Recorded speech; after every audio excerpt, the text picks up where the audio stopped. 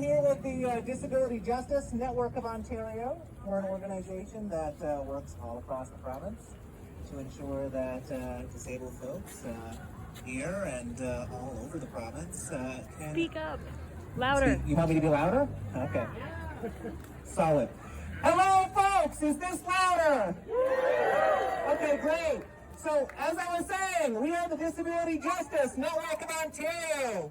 We are an organization that exists all across the province since 2018 to build a world where disabled folks can be free to be. My name's Brad. I'm going to pass things off to Megan.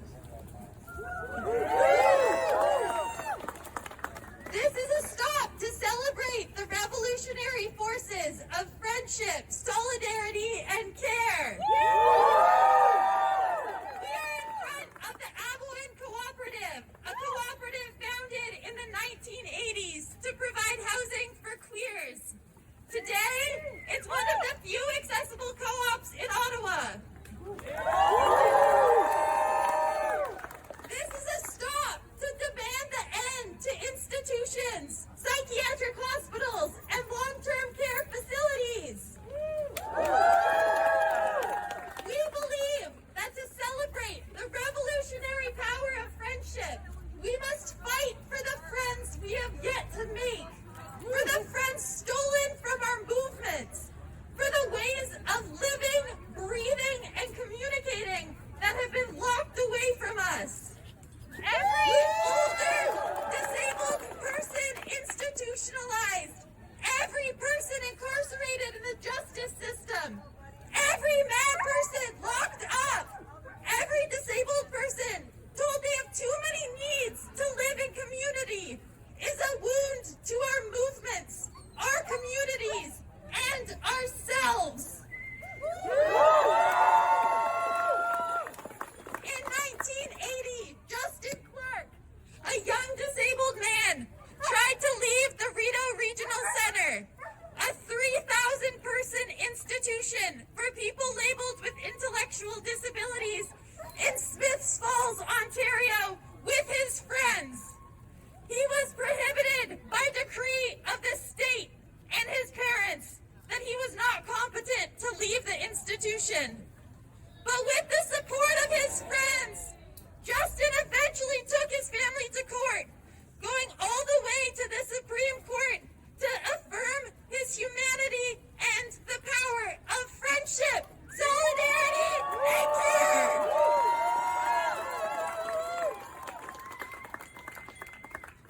While we often celebrate this as a legal victory, the law does not make the material changes we need to survive.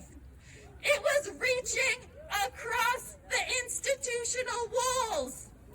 We are stopping here as a celebration of the emancipatory power of friendship and the possibilities that stable and affordable housing provide.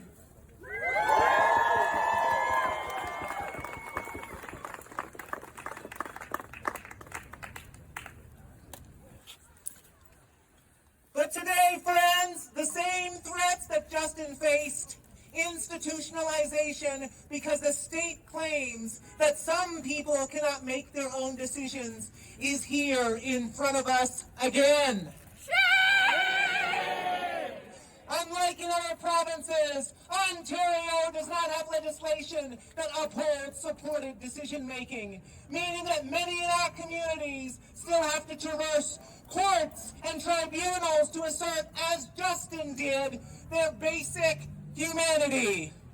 Under Doug Ford's More Beds, Better Care Act, doctors and care coordinators can financially coerce disabled hospital patients into long-term care homes.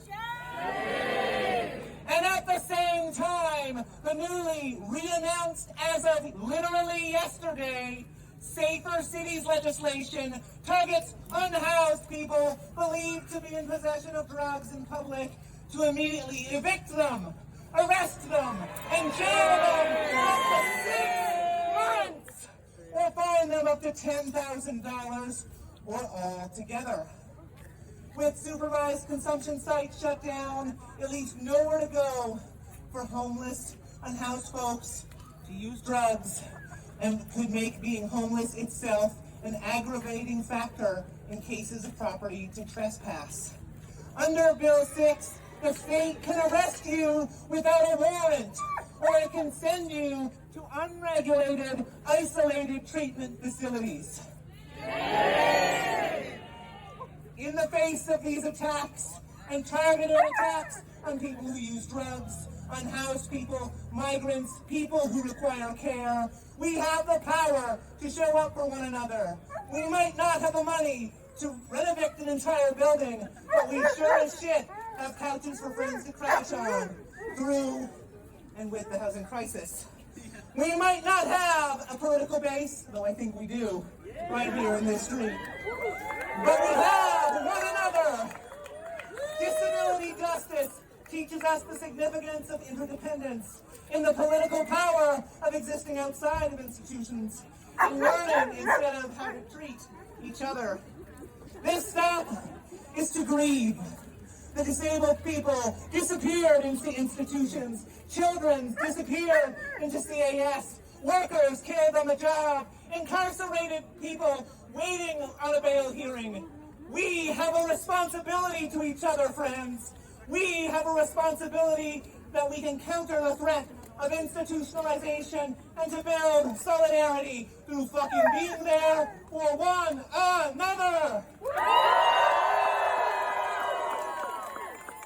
I'm gonna do it anyway.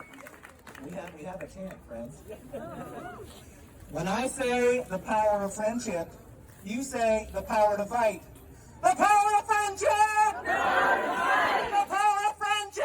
The power to fight! The power of friendship! The power to fight! And friends, when I say the power to fight, you say the power to win!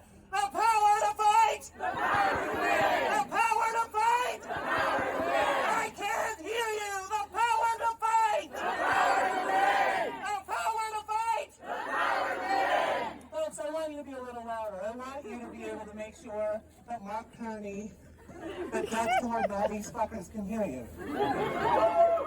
The